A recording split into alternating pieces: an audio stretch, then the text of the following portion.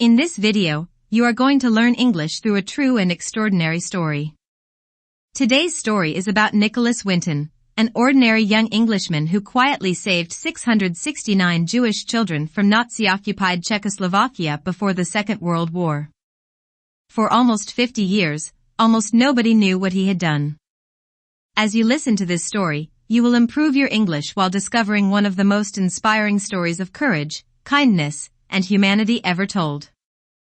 If you enjoy learning English through true stories, please like this video, subscribe to the channel, and support my work on Ko-fi. The link is in the description below. Now, let's begin the story. Nicholas George Winton was born on May 19, 1909, in London, England. His parents had moved from Germany to Britain before he was born. Although they came from Jewish families, they had converted to Christianity because they believed it would help their children live more peacefully in British society. Nicholas grew up in a comfortable middle-class home. He was intelligent, curious, and hardworking. Unlike many famous historical figures, he did not dream of becoming a hero. He simply wanted to build a successful career. After finishing school, Nicholas worked in banking. He learned several languages, traveled around Europe, and became interested in economics and international affairs. He enjoyed skiing, meeting friends, and planning for his future. During the 1930s, however, Europe was changing rapidly. In Germany, Adolf Hitler and the Nazi Party came to power. Anti-Jewish laws became stricter every year. Thousands of Jewish families lost their jobs, their homes, and their rights. Many realized that they needed to escape, but finding a country willing to accept refugees was becoming increasingly difficult. In 1938, Germany annexed Austria. A few months later, Hitler demanded part of Czechoslovakia. Soon, thousands of Jewish families living in Prague and other cities found themselves in terrible danger. That winter, Nicholas planned to go skiing in Switzerland with a friend. It was supposed to be a relaxing holiday. But just before leaving, he received an unexpected phone call. His friend, Martin Blake, was working with refugees in Prague. He told Nicholas, "Don't come skiing. Come here instead. You need to see what's happening." Nicholas changed his plans immediately. When he arrived in Prague, he saw scenes that shocked him. Thousands of frightened families were living in overcrowded refugee camps. Parents had lost hope. Many knew that war was coming, but they had nowhere to go. They desperately wanted to save their children, even if it meant sending them to another country alone. Nicholas realized that governments were discussing the refugee crisis, but very little was actually being done.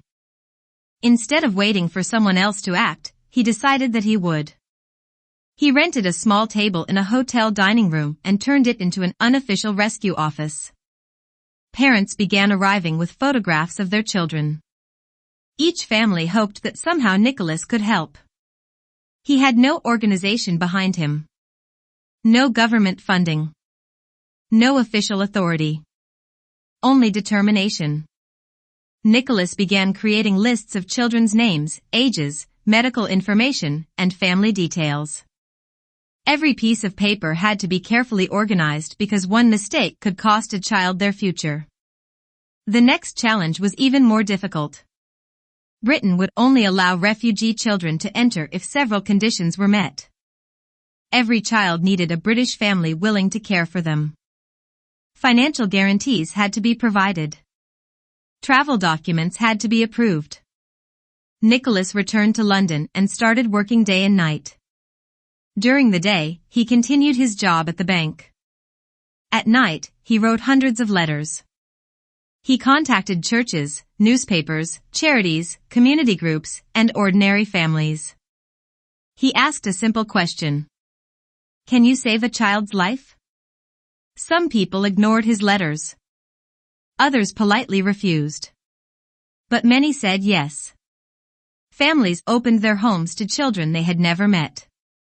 Meanwhile, Nicholas spent countless hours dealing with government paperwork. Forms had to be completed correctly. Passports had to be prepared. Visas had to be approved. Time was running out. Every week, the political situation became more dangerous. In March 1939, Nazi Germany occupied the rest of Czechoslovakia. Now every rescue became even more urgent. Finally, the first train carrying children left Prague. Parents stood on the platform, hugging their sons and daughters. Many were crying. Some tried to smile because they did not want their children to be afraid. Most believed they would see each other again after the political situation improved. Sadly, many never did. The trains traveled through Germany, crossed the Netherlands, and eventually reached England. British families were waiting at the stations. For many children, everything was unfamiliar. A different language. Different food. Different customs. Different families. But they were safe. One train followed another. Nicholas continued organizing every detail. He barely slept. He constantly worried that something would go wrong. Between March and August 1939, 8 rescue trains successfully reached Britain. Altogether, 669 children escaped. Nicholas had already arranged a 9th train. It was scheduled to leave Prague on September 1, 1939. More than 250 additional children were ready to travel. Their parents had already said goodbye. But that same morning, Germany invaded Poland. The Second World War had begun. The borders closed immediately. The train never left. Almost none of those children survived the Holocaust. For Nicholas, this became the greatest sadness of his life. He always wondered what might have happened if only a few more days had been available. During the war, Nicholas served in the Royal Air Force and later worked in several government positions. He never spoke publicly about the children he had rescued. He did not tell friends. He did not tell colleagues. He rarely even mentioned it to his own family. The rescue documents were placed inside an old scrapbook and stored in his attic. Years passed. Decades passed. Life continued. Then, in 1988, everything changed. Nicholas's wife, Greta, was cleaning their home when she found the old scrapbook. Inside were photographs, lists of children, letters from parents, travel documents, and detailed records of the rescue operation. She was astonished. She asked her husband why he had never mentioned any of this. Nicholas simply replied that it had not seemed important to talk about. Soon afterward, the scrapbook reached historians and television producers. Nicholas was invited to appear on the BBC television program That's Life.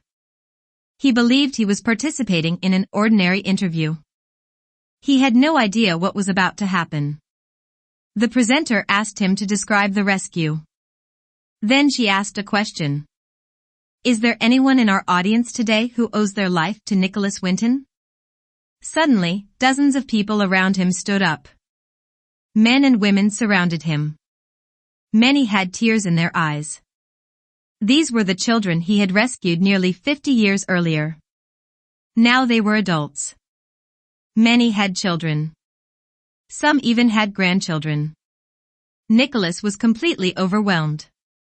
He began crying. The audience gave him a standing ovation. It became one of the most emotional moments ever shown on British television. The story spread around the world. People realized that one quiet man had saved hundreds of lives without asking for recognition. Over the following years, Nicholas received many awards. He was knighted by Queen Elizabeth II in 2003, becoming Sir Nicholas Winton. The Czech Republic awarded him its highest honors. Schools, streets, trains, and memorials were named after him. Yet despite all the praise, Nicholas remained remarkably humble. Whenever journalists called him a hero, he often disagreed. He believed that many other people had helped. The foster families. The volunteers. The railway workers. The officials who approved documents.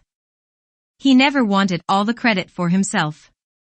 Perhaps that humility is one reason why people admire him so much. Nicholas understood something very important. You do not need to be famous to change the world. You do not need to be rich. You do not need to be powerful. Sometimes all it takes is deciding that you will not look away when others are suffering. The children Nicholas rescued eventually built new lives. Many became doctors, teachers, scientists, artists, engineers, and parents. Today, historians estimate that those 669 children have thousands of descendants around the world. One man's decision to act helped create entire generations that otherwise would never have existed. Think about that for a moment. A single choice. A single decision to help. Thousands of lives changed forever. Nicholas Winton once said, "If something is not impossible, then there must be a way to do it." Those words perfectly describe his life. He did not wait for perfect conditions. He did not wait for permission. He simply started solving one problem after another. History often remembers generals, kings, and politicians.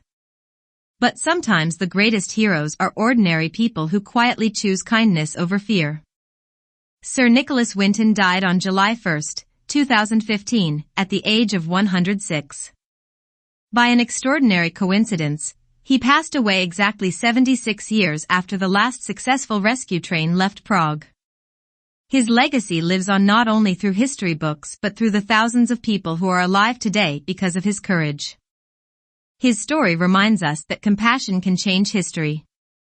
That one person truly can make a difference. And that the greatest acts of heroism are often done quietly, without expecting anything in return.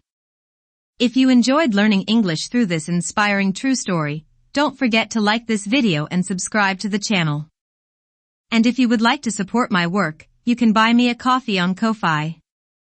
The link is in the description below. Thank you so much for watching. See you in the next story.